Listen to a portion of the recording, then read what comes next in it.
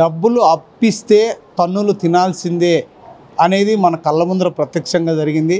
ఒక వ్యక్తికి పెద్దిరెడ్డి అనే వ్యక్తి ఒక వ్యక్తికి 2 లక్షల రూపాయలు అప్పిచ్చారు.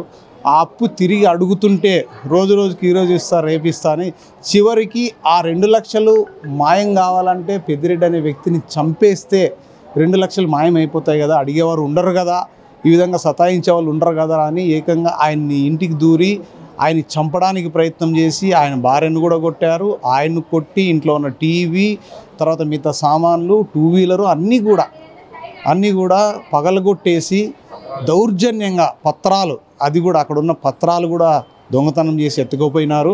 ఇప్పుడు ఈరోజు అనంతపురం ప్రభుత్వ సర్వజన హాస్పిటల్లో ఇక్కడ చికిత్స పొందుతున్నారు. డాక్టర్లను అడిగితే ఇక్కడున్న రిబ్స్ కూడా ఇక్కడ కొట్టింటే రిబ్స్ కూడా కట్ అయిపోయినాయి. దీన్ని 5 రిబ్స్ కట్ అయిపోయినాయి. కనీసం 5 నుంచి 6 నెలలు పడుతుంది కోలుకోవడానికి అని డాక్టర్లు కూడా చెప్తున్నారు.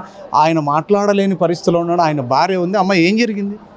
సార్ మేము డబ్బులు అడిగి పోయింటే మమ్మల్ని కొట్టినారు సార్. సాయినగర్లో ఫస్ట్ కొట్టినారు. మేము కొట్టిన తర్వాత ఇక్కడికి వచ్చి ఫస్ట్ ట్రీట్మెంట్ తీసుకొని ఇంటికి వెళ్ళినాము. ఇంటికి వెళ్ళిన తర్వాత మళ్ళీ ఇంట్లోకి వెళ్తుండగా అట్లే ఎన్నికి వచ్చేసి 4 మనుషులు వచ్చి కొట్టినారు సార్. నా భర్త నన్ను కొట్టినారు. ఇక్కడ ఇదంతాను కొట్టినారు సార్. నన్ను కూడా ఇక్కడ కొట్టినారు. ఎందుకు ఇట్లా కొడుతున్నారంటే డబ్బులు మేము చంపేస్తామన్నట్టుగా మాట్లాడి చంపేసే స్థితిలో పడేసి వెళ్ళిపోయినారు సార్ వాళ్ళు. నాకు 3 ఆడపిల్లలు ఉన్నారు సార్. చిన్నపిల్లలు 2 లక్షల అమౌంట్ తీసుకున్నారు సార్. 2 లక్షల అమౌంట్ మీరే న్యాయం చేయండి సార్. ఇక్కడ చూస్తున్నాం మనం పేషెంట్ కూడా ఏ కండిషన్లో ఉన్నాడో. ఇప్పుడే డాక్టర్స్తో కూడా మాట్లాడినాము. మినిమం 5 నుంచి 6 నెలలు పట్టవచ్చు. 5 రిబ్స్ కూడా డ్యామేజ్ అయినాయి. దీనికి కూడా చాలా టైం పడుతుంది అంటూ కూడా చెప్తున్నారు. మరి 1 టౌన్ పోలీసులు కూడా వస్తున్నారు. దీని మీద ఇన్వెస్టిగేషన్ చేసి మరి ఏం జరిగిందనేది పోలీసులను కూడా అడిగి తెలుసుకుందాం. అలాగే డాక్టర్స్ని ఆల్రెడీ కలిసాం.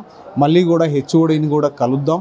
అసలు ఇలాంటివి జరగకుండా, ఎందుకంటే అప్పు ఇచ్చినంత మాత్రాన తిరిగి ఇవ్వాలి, లేదంటే లీగల్గా ఏమన్నా చూసుకోవాలి.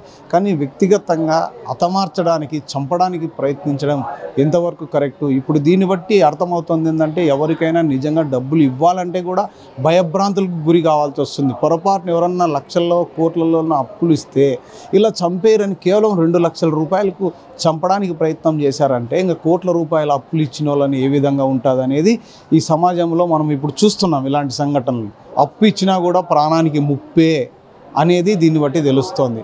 మరి ఈ వ్యక్తికి న్యాయం ఎంత మాత్రం జరుగుతుందనేది వేచి చూద్దాం.